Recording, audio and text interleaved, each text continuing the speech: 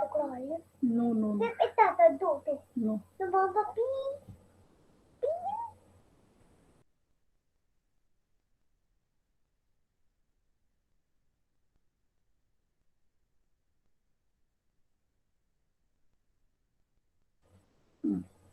Join your hands, close your eyes and start Omkar.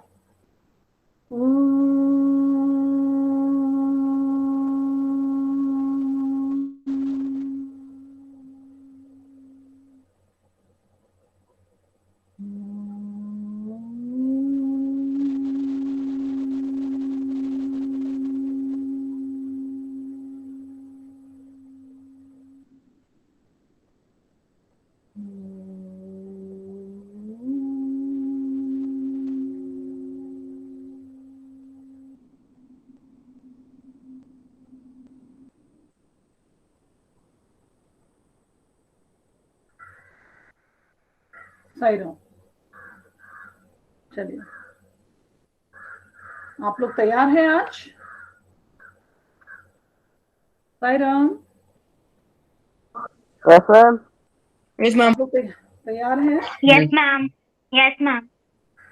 Date डालती हूँ मैं।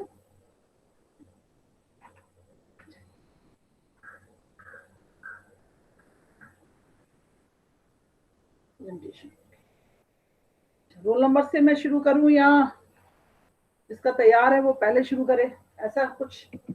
Roll number. Ma'am roll number. Okay, चलिए मैं roll number से पहले तो मैं यहाँ ये देखती हूँ कि कौन से वो बच्चे हैं। आज तो मैं नाम दूंगी।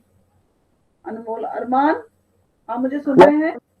Yes ma'am. आपका सारा सारा हो गया है टेस्ट? यस मैम, 2 टेस्ट तो हो गए मेरे। तो कौन सा टेस्ट रह गया तुम्हारा? मैम रीडिंग भी हो गया मेरा। हाँ, रीडिंग भी हो गया है आपका। और डिबेट भी हो गया। गूगल वाला हो गया? मैम गूगल फॉर्म नहीं हुआ। हाँ, तो वो तो अभी तुमने नहीं किया। गीतिका, यस मैम। आपका कौन कौन सा टेस्ट नहीं हुआ है? मैम सारे हो गए। ओके। प्रतिका, यस मैम। यस आपके मैम। हुए? सभी हो गए आपके? Yes ma'am. साहिल, मेरा गूगल फॉर्म नहीं हुआ है। वो तो चलो, वो तो यदि वहां से क्या इंफॉर्मेशन होगी उस तरीके से हम करेंगे। Muskan Dhakad, yes ma'am. सब हो गए आपके? Yes ma'am. Sheetal, yes ma'am. सारे हो गए आपके? Yes ma'am. Okay. Vedanti, yes ma'am. Okay. चलिए, अब जो बच्चे नहीं आ रहे हैं उनके नाम आज मैं ग्रुप पर भेज दूंगी। चलिए, सबसे पहले अखिल शर्मा, आपका प्रेजेंटेशन होगा। Ma'am Agarwal. Okay okay, sorry, Agarwal. अभी मैम मैं रेडी नहीं हूँ मैम। क्यों नहीं है रेडी? मैम अगली क्लास में सुना दूंगा। नहीं, मुझे ये सब चीजें नहीं पसंद। आप लोगों ने बोला मंडे नहीं, वेडनेसडे, तो हमने एक दिन और आपको दिया, वेडनेसडे। चलिए ठीक है, लेकिन आज भी आप रेडी नहीं है। -2 कर देती हूँ मैं, मेरा पास तो एक ही है, सब बच्चों को मालूम है। यदि आप लेट हैं तो माइनस, आपका 10 मार्क्स का है, उसमें से हम -2 कर देते हैं। अब आपको 10 में से 8 मार्क्स में से जो नंबर आप लेंगे वो मिलेंगे आपको, या जो भी नंबर आपके मिलेंगे उसमें से मैं -2 कर दूंगी। ठीक है, चलिए। अनिकेत, मैम मैम प्रखर अंकुश और मैंने मैम तीनों ने मिलकर एक संवाद बनाया मैम। प्रखर और मैं नाम लिख लेती अंकुश हूँ। और मैं। बट मैम हमने बस एक बार रिहर्सल किया मैम, उससे हम तीनों में बहुत मिसअंडरस्टैंडिंग हो रही है मैम कि कब किसका सीक्वेंस है। थोड़ा बहुत दिक्कत आ रहा है उसमें। और मैम प्रखर तो अभी तक आया भी नहीं मीटिंग में। प्रखर और कौन था आपके साथ? मैम अंकुश। अंकुश। तो देखिए, हम आज क्या करें फिर, बताइए आप लोग। ठीक है, मैं देख रही हूँ, शुरू करती हूँ। आपका तीनों का एक साथ है, मैं देख लेती हूँ। ठीक है, मैं प्रखर का आने का वेट करती हूँ। मीटिंग ही इतना, प्रखर तो मीटिंग ही बहुत लेट ज्वाइन करता है। चलिए, उसके बाद अच्छा अंकुश, अनमोल गुर्जर। मैम मैं अभी रेडी नहीं हूँ। अनमोल, ठीक है, -2 करती हूँ मैं। -2। अरमान, मैम मैं भी रेडी नहीं हूँ। ठीक है, -2। और आपको मालूम है, आपको ये तो आइडिया है ही कि मैडम ने -2 बोला है तो -2 कर भी देंगी। शहीद, मैम मैं सर्वज्ञ और संजय है मैम, लेकिन अभी मैम हमारा थोड़ा सा रह गया है मैम बाकी। आपका सर्वज्ञ संजय। ठीक है, हम अभी आप लोगों का भी देख लेते हैं, हो गया है लेकिन तैयारी नहीं है। ठीक है, मैं देख रही हूँ अभी माइनस तो होगा ही फिर यदि नहीं presented. Kritika, Yes, ma'am. Ma'am, we are not ready. ठीक है, गुड, वेरी गुड, ऐसे ही टाइम पास करो। साहिल, साहिल सबके सामने -2। मैम हाँ बोलो साहिल, बोलो। Ma'am not ready.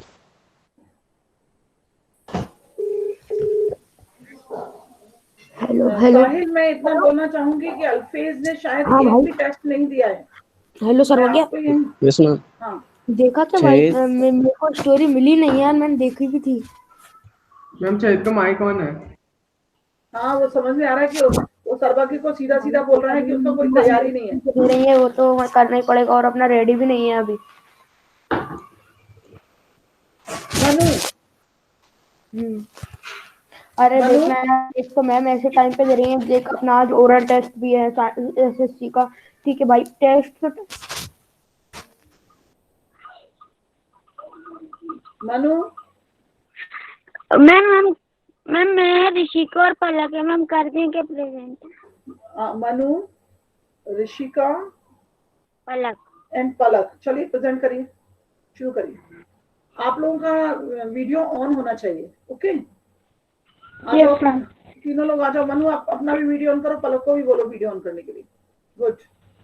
मनु, आपका वीडियो ऑन नहीं हुआ है।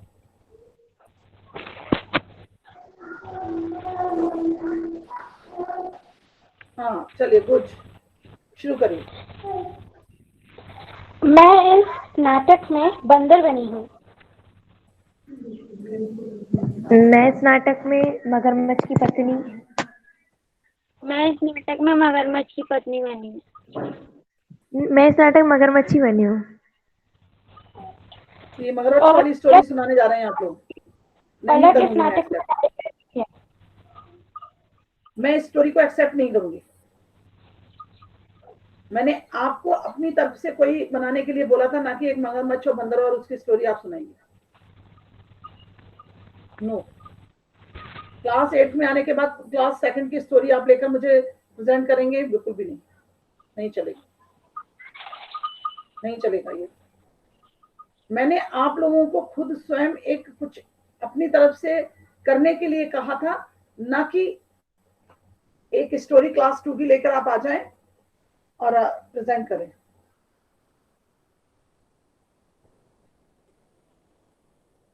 चलिए, अगला है मुस्कान। मैम अभी तैयार नहीं है। ठीक है, -2। चलिए, निनांशा। यस मैम, रेडी हैं। नियति और समृद्धि और मैं। निनांशा, नियति एंड समृद्धि। ओके, स्टार्ट करो प्रेजेंट।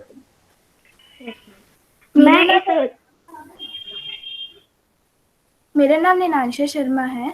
मैं इस नाटक में कथावाचक और एक राजा का किरदार निभा रही हूँ। मेरा नाम समृद्धि साहू है और मैं इस नाटक में कथावाचक और एक डाकुओं का सरदार का किरदार निभा रही हूँ। मेरा नाम नियति प्रजापति है और मैं इस नाटक में कथावाचक और रानी का किरदार निभा रही हूँ। एक बार की बात होती है, प्रतापगढ़ नगर में राजा रानी बहुत हंसी खुशी से रहते हैं। उनकी प्रजा को कोई भी तरह की परेशानी नहीं होती है। प्रतापगढ़ की रानी होने के बावजूद भी रानी दक्ष होती है और अपनी प्रजा की महिलाओं को आत्मनिर्भर बनाने हेतु वह उन्हें कढ़ाई सिलाई सिखाती है। एक दिन राजा रानी को बहुत ही सुंदर कढ़ाई करते हुए देखते हैं। रानी, आप तो कढ़ाई में बहुत पारंगत हैं, तो क्या आप मुझे अब कढ़ाई सिखाएंगी? महाराज, ये तो मेरे बाएं हाथ का खेल है, परंतु आपको राजपाट से फुर्सत कहाँ मिलती है जो आप कढ़ाई सीखेंगे? परंतु ये तो मेरे बचपन की इच्छा थी कि मैं कुछ हुनर सीखूं। ठीक है, तो मैं आपको कढ़ाई सिखा देती हूँ। धन्यवाद। जैसे ही रानी राजा से कहती है कि मैं आपको कढ़ाई सिखा दूंगी, तो राजा मन ही मन खुशी के मारे फूले न समाते हैं और दिन रात एक करके बहुत ही मेहनत करते हैं और एक दिन वह कढ़ाई में पारंगत हो जाते हैं। अब मैं कढ़ाई में इतना पारंगत हो चुका हूँ, तो क्या हम इस किले के चित्र की कढ़ाई बनाएं? आपका बहुत अच्छा विचार है, हम ऐसा ही करेंगे। कुछ समय बाद रानी, मैं बहुत दिनों से शिकार पर नहीं गया, तो आज शाम को मैं शिकार पर जाऊंगा। चले जाइए, पर संभाल कर जाइएगा। फिर जैसे ही राजा अपने सैनिकों के साथ शिकार पर चले जाते हैं, तो उन्हें वहां पे एक बहुत ही सुंदर हिरन दिखता है। अरे वाह, आज तो बहुत ही अच्छा शिकार मिला है। आज मैं इसी का शिकार करूंगा। अरे, ये हिरण कहाँ चला गया? मेरे तो अंग ही ढीले हो गए इसका पीछा करते करते, और ऐसा प्रतीत होता है कि मैं इसका पीछा करते करते अपने सैनिकों की टुकड़ी से भी बिछड़ गया। जैसे ही राजा सैनिकों की टुकड़ी से बिछड़ जाते हैं, तो कुछ डाकू आते हैं और उन्हें उठा के कहीं पर ले जाते हैं। फिर यह बात जैसे ही रानी को पता चलती है, तो वह कहती है कि मैं एक काम करती हूँ कि सैनिकों से बोल देती हूँ कि जाकर नगर में घोषणा करवा दो कि जो भी राजा को ढूंढेगा उसे उसके वजन के बराबर सोना दिया जाएगा। यह बात डाकुओं के सरदार को पता चल जाती है और वह सोचता है कि वह अपने साथियों को बताए। अरे साथियों सुनो, मुझे एक बहुत ही अच्छी खबर मिली है। प्रतापगढ़ की नगर की रानी ने यह घोषणा की है कि जो भी राजा को ढूंढ के लाएगा उसे उसके वजन के हिसाब से सोना मिलेगा। सरदार, मेरे पास एक उपाय है तुम्हारे लिए, क्या मैं बताऊं? हाँ हाँ, तुम क्या कहना चाहते बोलो। मैं एक राजा हूँ कि इस राज्य का राजा हूँ, तो मेरे पास एक हुनर है कि मैं कढ़ाई कर सकता हूँ, और रानी को कढ़ाई बहुत पसंद है। अगर मैंने तुम्हें कढ़ाई करके दी और तुमने वह कढ़ाई रानी को दी, तो फिर रानी तुम्हें स्वर्ण मुद्राएं देंगी। अच्छा ठीक है, मैं तुम्हारी बात मान लेता हूँ और अभी तुम्हारे लिए कढ़ाई का सामान भी ले आता हूँ। कुछ समय बाद राजा ने बहुत सुंदर कारीगरी की और नगर का किला बनाकर उसके ध्वजा को थोड़ा झुका दिया और डाकुओं को दे दिया। इससे राजा ने डाकुओं को अपनी उंगलियों पर नचा लिया। अरे राजा, क्या तुम्हारा वो कढ़ाई का काम पूरा हो गया? हो गया हो तो हमें दे दो। हाँ, पूरा हो गया है, ये लीजिए। चलो अब मैं ये रानी को बता देता हूँ।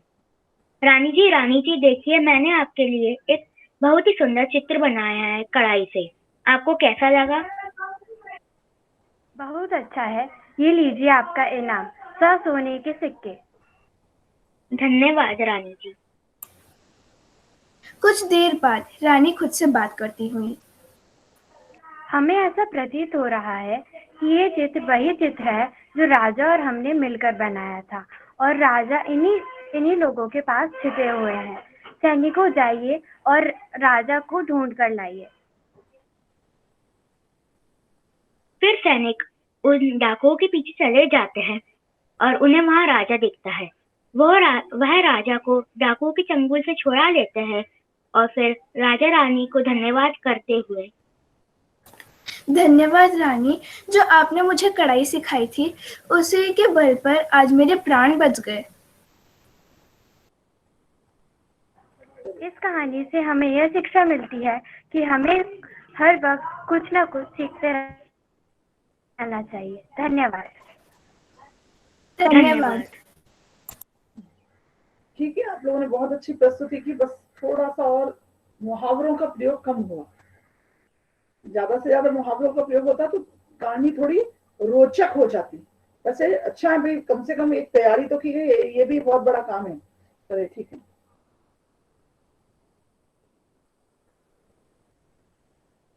इसके बाद नियति का हो गया, पलक तो होगी इसमें, ऋषिका, प्रिंस, मीना, प्रणव, प्रणव प्रधान। मैम मेरा अखिल के साथ ही था मैम, उसका तो कुछ तैयार हुआ नहीं। ओके, तुम्हारा तैयार है? मैम मैं उसमें मैम 3 कैरेक्टर्स है स्टोरी में मैम, मैं नरेटर और एक और प्ले करने वाला था मैम, उसने दूसरा तैयारी नहीं किया है मैम, तो मैं उसमें कैसे कर सकता हूँ?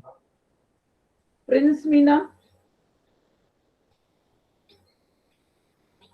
प्रिंस,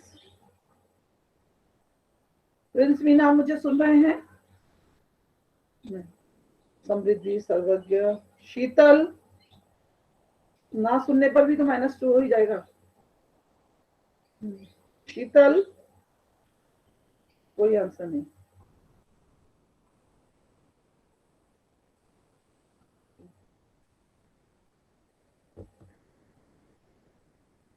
वेद, मैम मेरा सत्यम के साथ था, वो आया ही नहीं। ठीक है। वेदांती, मैम अभी रेडी नहीं हुआ है। ठीक है। अब इसमें से बीच में कुछ बच्चों ने ज्वाइन किया है, उनको देखूं मैं जरा। मयंक साहू बीच में आया था, फिर गायब हो गया। प्रखर मोदी, प्रखर, यस मैम। हाँ, क्या बोलना चाहेंगे आप? मैम मेरे मतलब अनिकेत और अंकुश है मैम, बट हमारा मैम कल ही हमने मतलब प्रैक्टिस करा था, तो उसमें बहुत सारे चेंजेस आ गए थे, तो फिर मैम अभी थोड़ा सा और प्रैक्टिस की जरूरत है, ठीक है, वरना मैम बिगड़ सकते हैं इसलिए।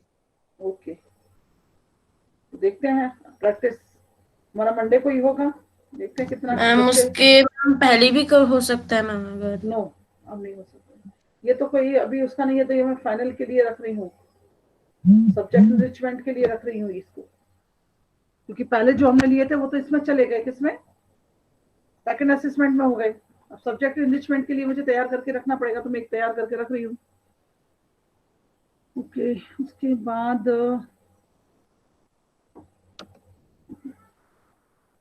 ठीक है, हम अपना नेक्स्ट चैप्टर चालू करते हैं। क्या कर सकते हैं आप लोग? अभी तो टाइम बहुत है, 20 मिनट्स है, तो हम लोग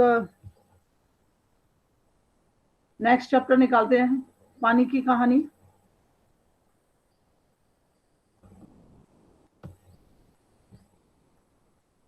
पानी की कहानी निकालने पर ही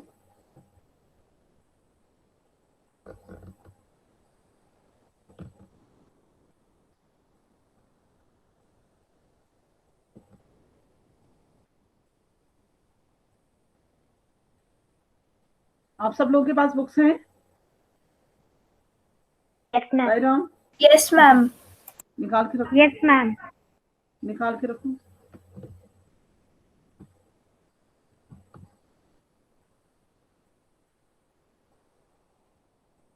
चलिए, अभी मैं एक प्रश्न पूछना चाहूंगी, जो भी बच्चे बोलना चाहें, क्योंकि डायरेक्ट तो लेसन पढ़ाना नहीं है मुझे, है ना, डायरेक्ट लेसन तो पढ़ाना नहीं। में पानी की कहानी में पानी शब्द आया है, और यहाँ पर पूरा पानी के लिए ही प्रयोग किया गया है। साईराम, आवाज सुनाई दे रही है मेरी? Yes ma'am. Yes ma'am. पानी के बारे में बताया गया है। तो आप लोग मुझे बताएंगे कि कोरोना जो है हमारा, कोरोना काल जो चल रहा है हमारा, ये महामारी का जो काल है, उसमें पानी से संबंधित कुछ जानकारी है क्या? इस तरीके से पानी का क्या रोल है इसमें? कोई बोल पाएगा इसके बारे में? हमारा जो कोरोना काल है उसमें पानी के बारे में कुछ?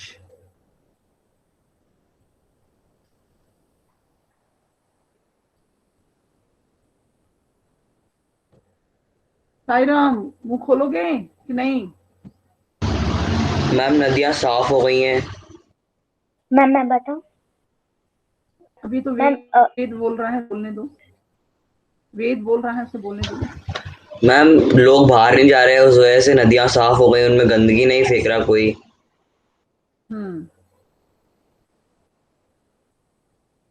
तो नदियों की सफाई हो गई है।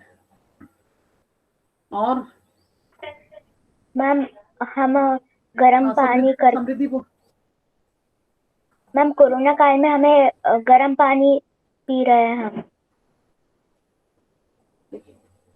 पहले भी हमारे आयुर्वेद में कहा जाता था कि शीतल जल का मतलब होता है फ्रिज नहीं। शीतल जल का मतलब होता है जहां पर शीतल जल का झरना है, नदी है या कुआं है या जिस स्रोत से जल आता है, उस स्रोत का जो भी उसका गुण है या उसका जो स्वभाव है या जो उसकी तासीर बोली जाए, उसी हिसाब से हमको पानी पीना चाहिए। क्योंकि आपने देखा होगा, जितना आप अभी तक जितना समझ पाए होंगे कि सर्दियों में पानी जब आता है वो गर्म होता है। पृथ्वी में के अंदर से जो पानी आता है वो गर्म होता है। जो टंकियों से पानी आ रहा है, जो ऐसे किसी डैम से, या वो तो नहीं होता क्योंकि टंकियों में आकर भर जाता है, वो ठंडा हो जाता है, उसकी बात नहीं कर रहे। जो डायरेक्ट होता है नल, यदि किसी के यहाँ पर ट्यूबवेल या हो या समर हो, जो भी है, घर में जो पानी आता है, सामान्यतः हम देखते हैं वो पानी जब आता है ताजी, तो वो पानी गर्म होता है, हल्का सा गर्म होता है। गर्म से मतलब नॉर्मल पानी। और वही गर्मियों में वो पानी ठंडा हो जाता है। इस तरीके से पानी अपना एक स्वाभाविक गुण लिए रहता है और प्रकृति के हिसाब से अपना स्वभाव बदलता रहता है। अभी देखिए, आयुर्वेद के अनुसार फिर से हमको बोला जा रहा है कि गर्म पानी पियो। अच्छा, कितने लोग ऐसे हैं जो फ्रिज का ठंडा पानी पीते हैं गर्मियों में? अभी की बात नहीं कर रही हूँ, गर्मियों में। साईराम, कोई आंसर देगा? यस मैम, मैं पीता हूँ। ओके, संजय। और अच्छा, प्रणव। मैम अगर कभी कभी गर्मी लगे तो? गर्मी लगती है, हाँ। मैम जब खेलने आता हूँ तब। अब देखिए, एक बात देखो बिल्कुल निकल कर आ गई पानी के विषय में, कि हम खेलने जाते हैं और उस समय मैं फ्रिज का ठंडा पानी पीता हूँ। तो सोचिए कि आप अपने शरीर की प्रकृति के साथ कितना खिलवाड़ करते हैं। देखिए, पानी की कहानी यहाँ पर जो बताया गया है, विभिन्न स्रोतों के बारे में बताया गया है, पानी की एक बूंद कैसे किन किन जगहों से होकर गुजरकर हमारे पास तक आती है। और हम प्रदूषण की चर्चा कर सकते हैं, लेकिन हम बात आज ये कर रहे हैं क्योंकि ये जरूरी है। प्रदूषण के बारे में, पानी का पॉल्यूशन कैसे हो रहा है, क्या हो रहा है, ये सब बातें आपको बहुत अच्छे से पता है। लेकिन आज हम बात जो कर रहे हैं, अब जैसे देखिए, अनिकेत ने बोला कि पानी हम खेल कर आते हैं तो हम फ्रिज का ठंडा। आपको मालूम है, आपकी बॉडी में जो एनर्जी डेवलप हुई खेलने के कारण से, जो एनर्जी बनी, खूब सारी एनर्जी उत्पन्न हुई आपकी बॉडी में, और वो आपका शरीर उस समय बहुत गर्म होता है। एनर्जी बनेगी तो शरीर गर्म होता है, और उसमें आपने डाल दिया ठंडा पानी। क्या हुआ?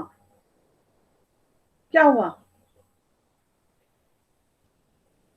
मतलब पूरा आपने जो भी एनर्जी गेन की थी, जो भी आपने खेलकर अपने शरीर को एक अच्छी ऑक्सीजन और अच्छा एक पूरा बॉडी को एक वो दिया था, वो सब खत्म हो गया। क्योंकि आपने खेला तो आपकी ऑक्सीजन लेवल बढ़ा, ब्लड पूरे उसमें सर्कुलेट हुआ, और वहीं पर देखिए, कोई गर्म चीज है उसमें पानी डाल दीजिए एकदम से, तो कैसा होता है? एकदम से वो बुझ जाता है। तो ये वाली गलती कभी नहीं करना चाहिए। हमारे आयुर्वेद में कहा जाता है कि खाना खाने के बाद भी जल ग्रहण नहीं करना चाहिए, क्योंकि हमारी बॉडी में जो हीट बनती है, जो ऊर्जा मिलती है भोजन से, और वो खाना हमारा अच्छे से डाइजेस्ट नहीं होगा। फिर एक ये हो जाती है। और बोलिए, और कौन बोलना चाहेगा इस विषय पर? सायराम,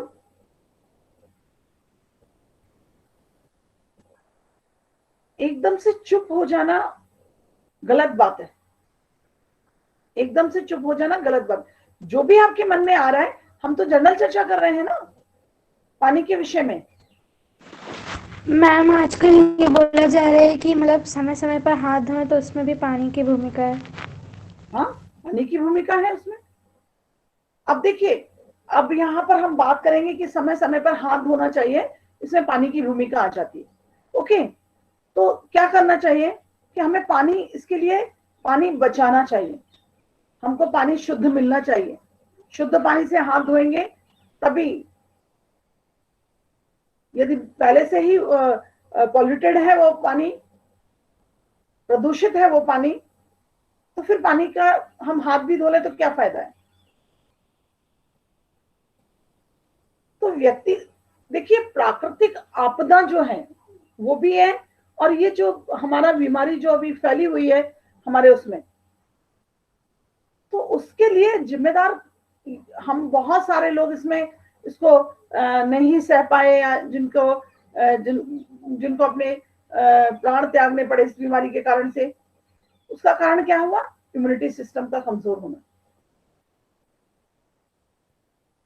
रोग प्रतिरोधक क्षमता का कम होना।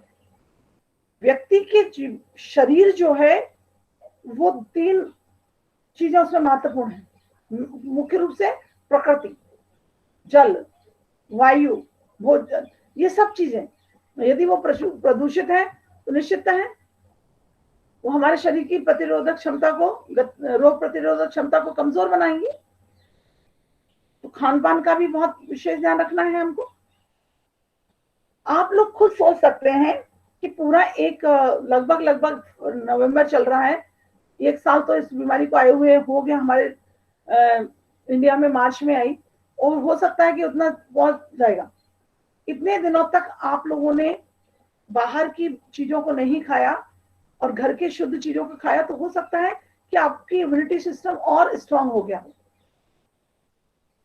और स्ट्रांग हो गया हो, है ना।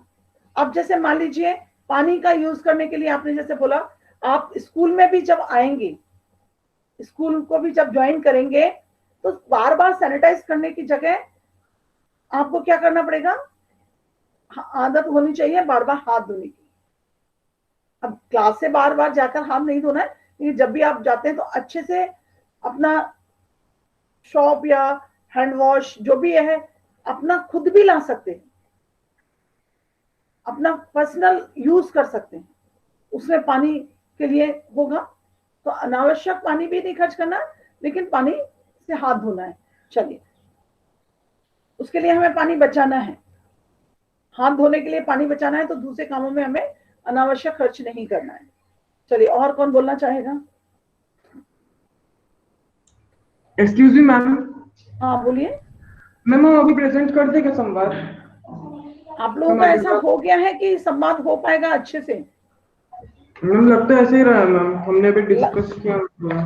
ओके ओके ओके, ठीक है, तो कर दीजिए। कम से कम 2-3-4 बच्चों का प्रेजेंट तो हो जाए। ठीक है, कर दीजिए।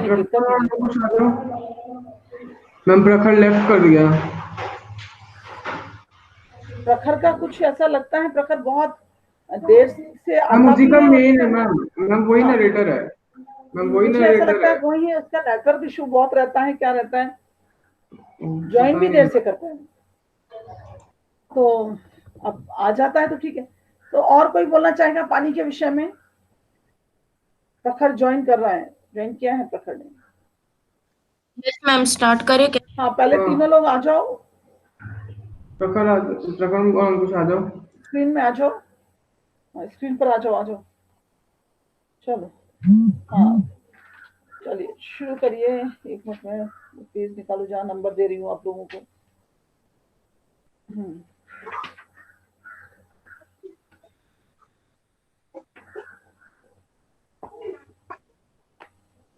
स्टार्ट करो।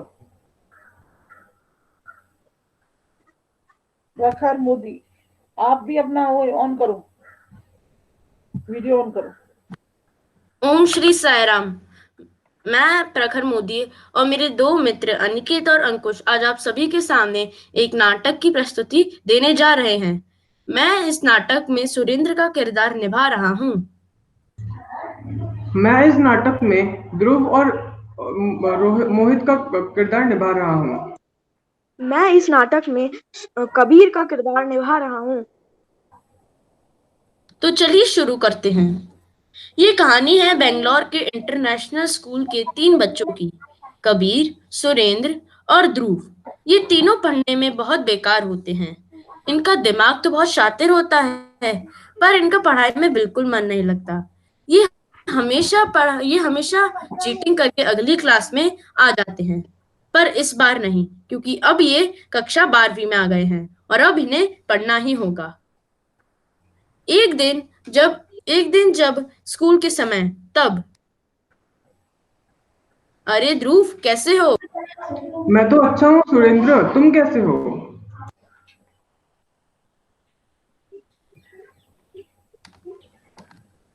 मैं ठीक हूँ। तुम कैसे हो? मैं भी ठीक हूँ। अभी तक कबीर नहीं आया। उसे हाँ, आने दो, फिर चलेंगे। उसको आने दो, फिर हम लोग चलते हैं। अरे देखो कबीर आ रहा है। जब वीडियो ऑन रखो भाई, वीडियो ऑन रखो। कबीर, अंकुश वीडियो ऑन करो। कबीर, तुम इतने थके हुए से क्यों? अरे यार, आज बहुत मेहनत कर ली। तुम कौन सा पहाड़ तोड़ के आ गए? अरे तुम दोनों भूल गए क्या? आज हमारी एक परीक्षा है ना, जिसके अंक हमारी आखिरी परीक्षा में जुड़ेंगे। क्या बात कर रहे हो? आज परीक्षा है? मुझे तो लग रहा था कि तुम झूठ बोल रहे हो। हाँ, मुझे भी लगता है तुम झूठी बोल रहे हो। पक्का मुझे लग पक्का रहा तुम है हमें कि उल्लू ही बना रहे हो हमें तुम। नहीं नहीं, आज सच में परीक्षा है। अगर आज परीक्षा नहीं हुई तो मेरी मेहनत पर पानी फिर जाएगा। चलो भी अब स्कूल चलते हैं। हाँ हाँ चलो। ध्रुव, कबीर ने तो सही कहा था, आज परीक्षा है। अब क्या करें? हाँ यार, अब क्या करें हम? मैंने कहा था ना।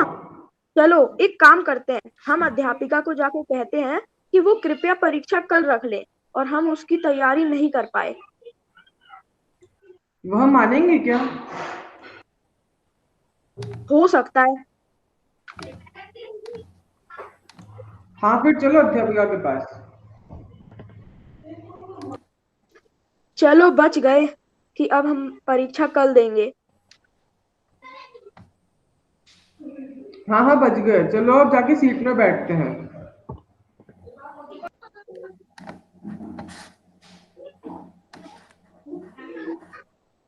अरे सुनो, मुझे राकेश ने बताया कि उस मोहित ने अध्यापिका को बोला कि वह आज और अभी टेस्ट ले, क्योंकि उनकी मेहनत बर्बाद हो जाएगी, और अध्यापिका मान भी गई। अरे क्या बात कर रहे हो? वीडियो ऑफ कर दिया है।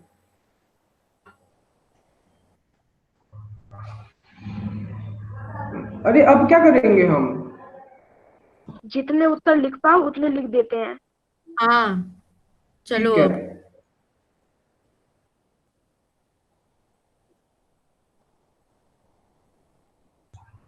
एक्सक्यूज मी मैम, मैम प्रखर तो मैम बहुत कुछ, मैं अपना नरेशन का तो मैं भूल ही गया, वो बोल ही नहीं रहा। चलिए ठीक है, तैयारी करो, बाद में उसकी करो। तैयारी नहीं है मैम, हम दोनों की पूरी तैयारी है। यस मैम, इसलिए। चलिए ठीक है, आप बाद में प्रेजेंट करिएगा। चलिए अभी मैं प्रेजेंट करती हूँ। पानी के बारे में किसी और को भी बोलना है?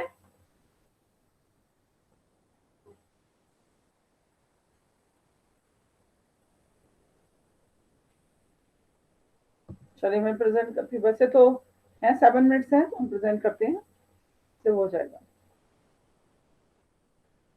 कुछ तो होगा।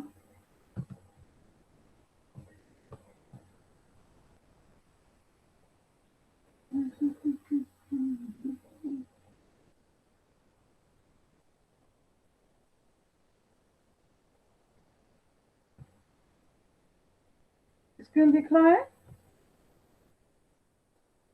स्क्रीन दिख रहा है? No ma'am. Okay ma'am.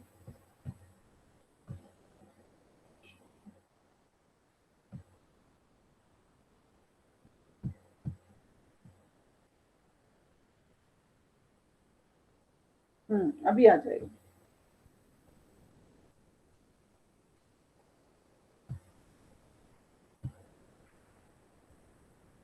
अभी स्क्रीन दिख रहा होगा ना?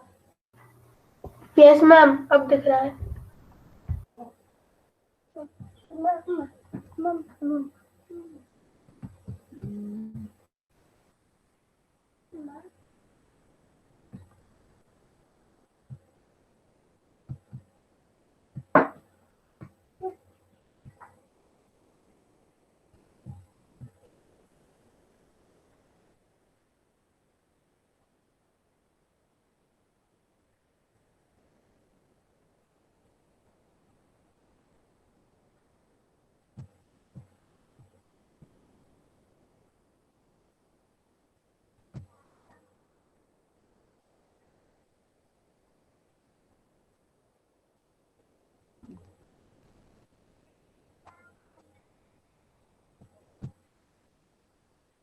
देखिए यहाँ पर एक आत्मकथा है, जिसमें आत्मकथा के द्वारा बात बताई गई है यहाँ पर, ठीक है ना? आत्मकथा के माध्यम से यहाँ पर बात को समझाया गया है। आपको भी यही काम करना है, इसको समझना है कि कैसे एक, और इसको आपको समझना पड़ेगा। देखिए, मैं आगे बढ़ा ही था कि एक बेल की झाड़ी पर से मोती सी एक बूंद मेरे हाथ पर आ पड़ी। माने एक बूंद से पानी की कहानी को स्टार्ट करना है, ठीक है? आ पड़ी।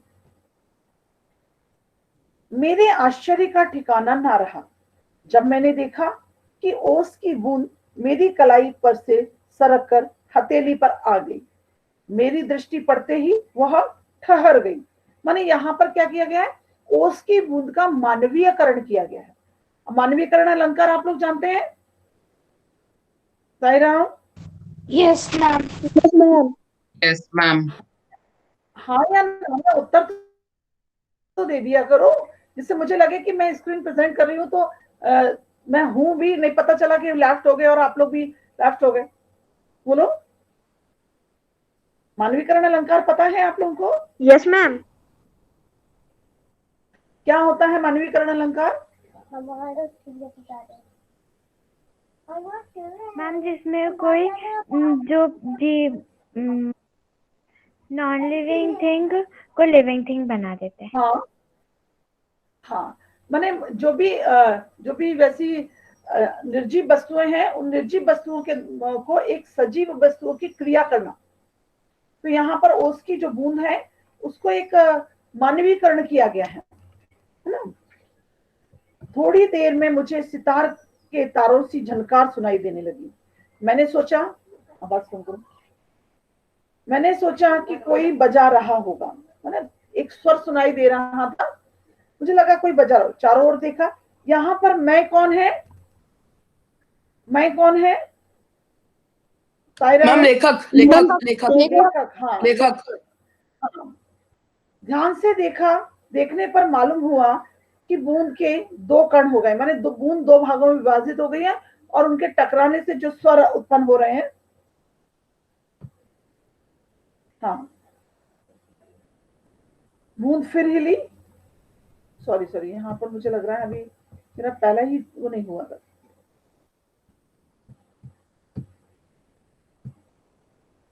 हाँ, एक सेकंड।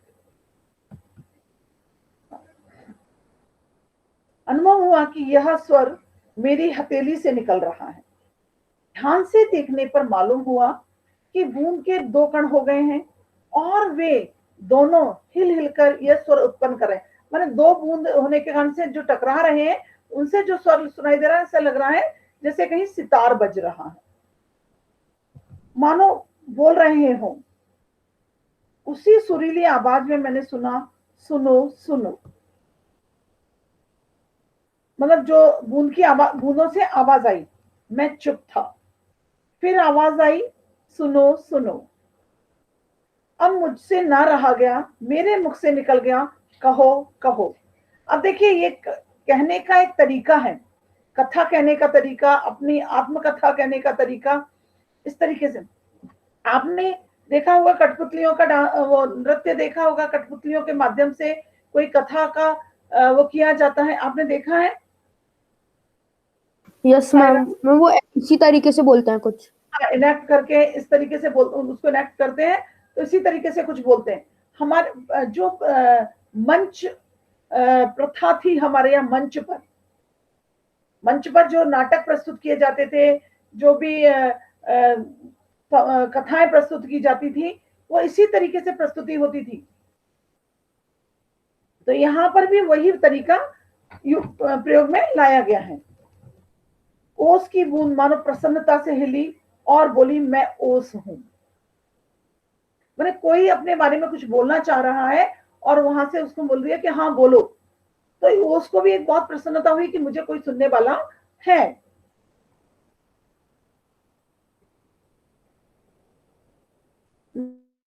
मैं जानता हूं, जब उसने कहा मैं ओस हूं, तो लेखक ने बहुत ही सामान्य तरीके से उसको बोला कि मैं जानता हूं। लोग मुझे पानी कहते हैं, जल भी। उसने अपने बारे में और बताना चाहा, मालूम है मैं बेर के पेड़ से आई हूं। बेर के पेड़ से आई हूं, ऐसा उसने बताया लेखक को। झूठी, मैंने कहा और सोचा, बेर के पेड़ में क्या पानी का फव्वारा निकलता है? अब आप समझ सकते हैं, लेखक ने कहा, लेखक अपने आप को, ऐसा नहीं है कि लेखक को जानकारी नहीं होगी, एक सामान्य विचार मन में आता है कि वहां से क्या फव्वारा है जो झड़ रहा है, पानी की बूंदें झड़ रही है वहां से। ये कौन सी विधि होती है, कौन सा प्रोसीजर होता है, कोई बताएगा? साई राम। मैम नहीं पता। मैम क्या? भाई ये तो आपके जो भी आपका साइंस सब्जेक्ट है उसमें आता है ये। मैम क्या? ओस मैम की एक बार बूंद का, क्वेश्चन रिपीट कर दो। हाँ, ओस की मैम बूंद ड्यू। का, ओस की बूंद का बाहर निकलना, पानी माने पेड़ पौधों से पानी बाहर आना ओस के रूप में, कौन से वो है बताओ? ओस की बूंद से पानी बाहर आता है, वो कौन सी प्रक्रिया है? आप साइंस में पढ़ते होंगे।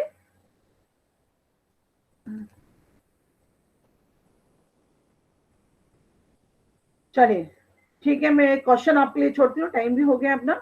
ये क्वेश्चन मैं आपके लिए छोड़ती हूँ, अगली बार जब हम मिलेंगे तो हम